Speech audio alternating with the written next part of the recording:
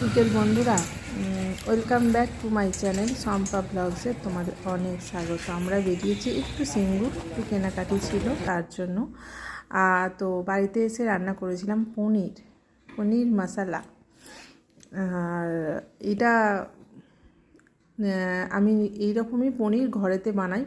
যখনই পনির বানাই তো ভীষণ টেস্টি হয়, পনিরটা খেতে ভীষণ টেস্টি। তো আজকে তোমাদের সাথে আমি রেসিপিটা শেয়ার করলাম। কোনো স্পেশাল ভিডিও নয়, নর্মালি ঘরে বানানো, খুব সহজেই তৈরি হয়, খুব সুন্দর খেতে হয়। তার জন্য চলো কী করে বানালাম সেটা তোমাদের দেখাই। প্রথমে তেল গরম করে নিয়ে তেলের মধ্যে পেঁয়াজ ক্যাপসিকাম ভাজা ভাজা করে নিতে হবে। পেঁয়াজ ক্যাপসিকাম থেকে ঠিক এমন কুটেছি পাপড়ির মতো করে। তো পেঁয়াজ ক্যাপসিকাম ভাজা ভাজা করে নিতে হবে, মোটামুটি 50% ভেজে নিতে হবে। আর 50% ভেজে তারপর 50% ভাজতে হবে। আর এর মধ্যে আমি আদা রসুনটাও এর মধ্যেই দিয়ে দেবো। আদা রসুন টমাটো, এই যে আদা রসুনটাও এর মধ্যেই দিয়ে দেবো, ভাজা ভাজা করে নেবো। আর টমাটোটাও এর মধ্যেই দিয়ে দেবো,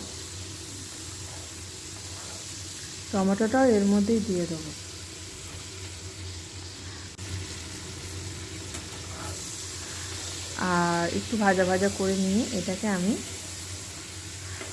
কাঁচা লঙ্কা দিইনি, কারণ আমি দেবো গোলমরিচ দেবো। আর কাঁচা লঙ্কাটা পরে দেবো, এর মধ্যে গোলমরিচ দিয়ে বাড়ি তার জন্য। তো মোটামুটি দেখো ভাজা হয়েই গেছে, 50% ভাজা হয়েই গেছে। তুলে নিয়ে আর মিক্সিতে একটু ঠান্ডা করে নিয়ে তারপর এটাকে পেস্ট করে নেবো। আর চলো এর মধ্যে কি কি দিচ্ছি তোমাদের দেখিয়ে দিই। এই যে এটা নিলাম, এতে তো আদা রসুন দেওয়াই আছে, তোমাদের বললাম।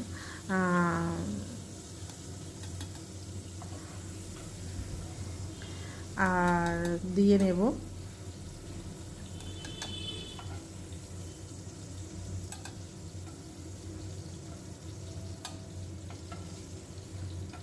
তো মাঝে মধ্যে এরকম ঝাল ঝাল পনির করে ভীষণ ঝাল ঝাল হয়, এটা খুব ভালো লাগে। আর তার মাঝখানে পনিরগুলো কড়াটা আর বন্ধ করিনি, পনিরগুলো ভেজে নিচ্ছি। নুন হলুদ দেওয়া আছে, একটু নুন হলুদ দিয়েই আমি পনির ভাজি।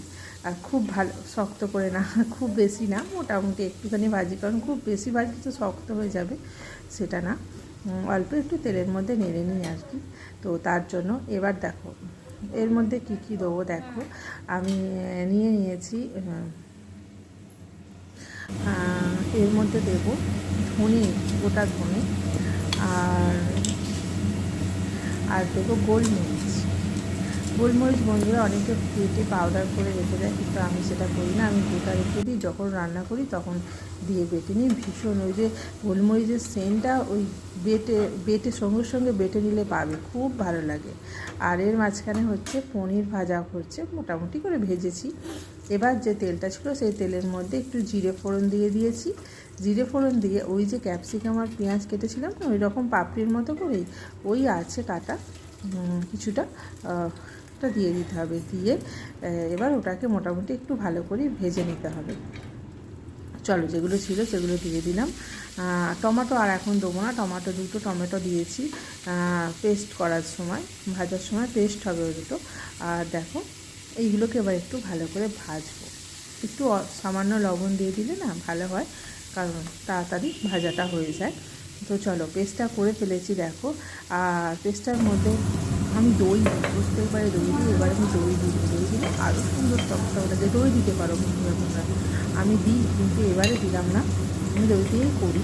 তো আমি মিক্সিটার মধ্যে হলুদ আর কাশ্মীরি লঙ্কার গুঁড়ো দিয়ে এটাকে আরেকবার ধুয়ে নেব। কী হয়, মিক্সির মধ্যে আমি দই দিয়ে দিই, এতে ভালো বেশ পেস্টটা মিশে যায় একে অপরের সাথে, তার জন্য। তো চলো এখানে ভাজাগুলো হচ্ছে, এখন একটু ভাজা হবে। এই যে কাঁচা লঙ্কা চেরা দিয়ে দিলাম, দিয়ে এবার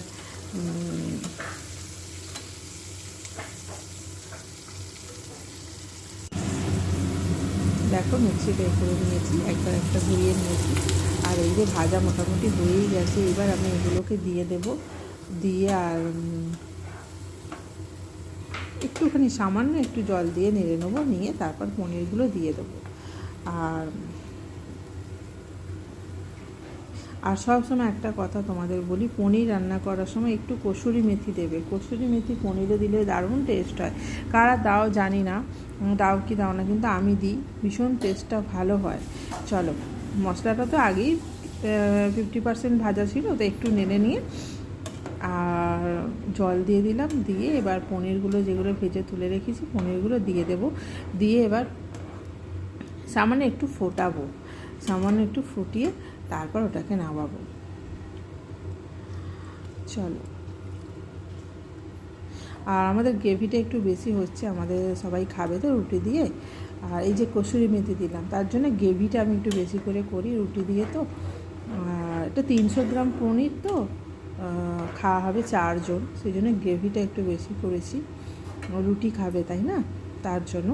আর চলো, এবার পনিরগুলো তুলে দিলাম, দিয়ে এবার চাপা দিয়ে আমি এখন কিছু 5 মিনিট তো এটাকে ফোটাবো, ফুটবে 5 মিনিট, তারপর দেখা যাচ্ছে কি হয়।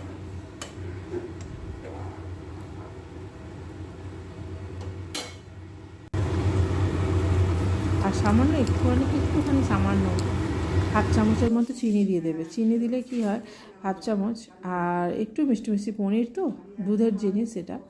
আর একটু ধনে পাতা ছড়িয়ে দিলাম ওপর থেকে, দিয়ে এটাকে একটু স্ট্যান্ডিং টাইম একটু ফুটবে, এই যে ফুটতে দিলাম। আর তারপর দেখো আমার পনির রেডি হয়ে গেছে। কালারটা কেমন হয়েছে বলবে বন্ধুরা, আর লাইক কমেন্ট করো, আর সবাই ভালো থেকো।